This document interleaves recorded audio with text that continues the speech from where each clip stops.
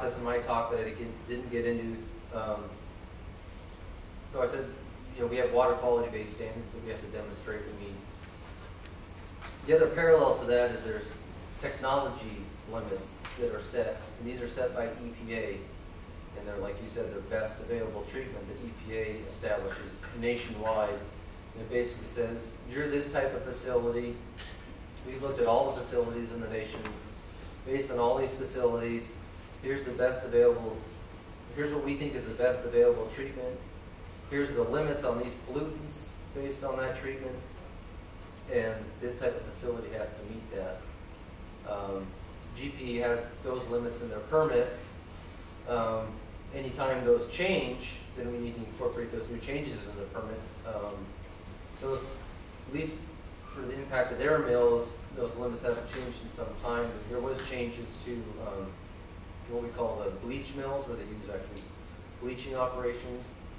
There was changes to those, gosh, probably almost 10 years ago, I guess. But so to answer your question, there's nothing new that I have seen on the horizon that would impact the GP Toledo mill. Okay, so just so that I'm clear, so as long as EPA clarifies that the facility is a certain type and the facility currently meets its best available technologies, there's no additional thorough alternatives analysis that's required? No. As long as if they're meeting technology-based limits, or the best available technology, if they've got that, then virtually our role is to make sure they're meeting water quality standards. The job, we have the gentleman in the green shirt in the back who's writing feverishly. You're next. Yeah, you. You didn't have a question? Oh, you were just stretching. Okay, Gus. Yeah, I'm interested in some of the specifics of this comprehensive monitoring study that's been coming up, because I think that kind of got breezed over, and given that it's been coming up this spring, I was just curious who is going to be conducting this study. For one, Steve, and then I'm curious, Jack, what opportunities there might be for the local scientific community to participate in these studies and to enhance credibility potentially and foster collaboration. I'm also interested how the local fishing community might potentially be involved, and Steve, how other state agencies within the area might be better involved as well. And then finally, given that this is an El Nino year, if monitoring during this year is sufficient, or if we might need to look at subsequent years as well. Okay. That was like 4 questions. I'll answer, like 3 people. I'll answer the first one as best I can. I'll be honest with you, I'm not the expert on ocean monitoring. If other people in the department that have reviewed that plan, but and this might be too basic for you. If you want to get into more details, I'd be happy to talk to you afterwards and get in touch with you with the right people. But there's going to be 2 monitoring events, and Carl can add to this because he probably knows a lot about it too, since he's paying for it. There's 2 monitoring times, one in the spring and one in the fall. First, what they're going to do is kind of map the sea bottom, try to figure out where there's critical habitat, where there's sand, find places where it makes sense for them to do their monitoring. Once they do that, they'll be doing a series of monitoring stations within the mixing zone and in the area, the plume itself, and then they'll do other monitoring in areas that are affected by the plume, what we would call, I can't think of the term. Reference sites, thank you. So they'll be looking at sediment toxicity. They'll be looking at the benthic organisms that live in the sediment, the little critters. And then they'll also be measuring, doing testing for pollutants in the water column itself, again, within the plume and outside of the plume, comparing those to see if there's any significant differences to determine if there's some impact in the area where the plume is. Okay, Jack? I think some of that was for you. I can talk a little bit about the ocean variability and how the testing might go. And I'm not familiar with what the monitoring plan is, so I'd like to learn more myself. But from having worked out there, things are variable on a day to every couple of days. So certainly it's going to have to be more than just a one-shot thing.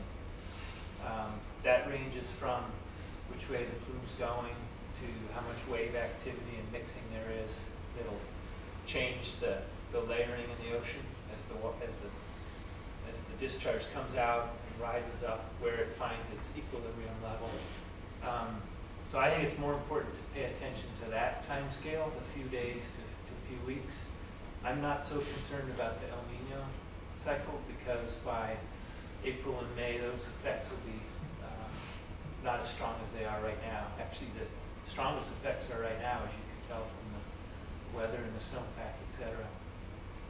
So I'd like to learn more about that actual day to week kind of time scale. Is there anybody else? Well, as far as who's doing it, Georgia Pacific's paying for it. We don't have the internal resources or expertise to do it, so we've hired an outside consultant. One round of testing, about $500,000 for just the spring event. So it's not just one day of sampling. They're going to be sampling over several days, and there's 3 different reference locations. And then there's the mixing zone itself, and the 2 locations right near the mixing zone that are going to be sampled, like Steve was talking about. Where is that consultant from? They're a local consultant, CH2ML. Okay, thanks. Okay, so gentlemen here in the start hat. Well, what the divers say, there's more plant life and aquatic life around that discharge than there is around in the other areas, so I can't see where it could be doing a whole lot with it. Where they're living there, fine. They work, we probably ain't putting out even a minute of what the volcanoes put in the ocean out in the middle anyway. All their toxic chemicals, what have you. Okay, so just a statement, all right. Gentleman here in the white, yes, please. Earlier you were saying that the permit actually was changed and there is sampling going to be done, but you weren't happy with how often, like this is Charlie, how often would you think it needs to be done and what's being required by the permit? Well, the permit language that basically says a survey, and it's kind of vague, so it doesn't require that it's, I don't think, our interpretation is that it's this one-time survey that happens over 2 seasons. I think we'd like to see that happen with some regularity. How often? I think we need a better baseline to tell how often we actually need to do this.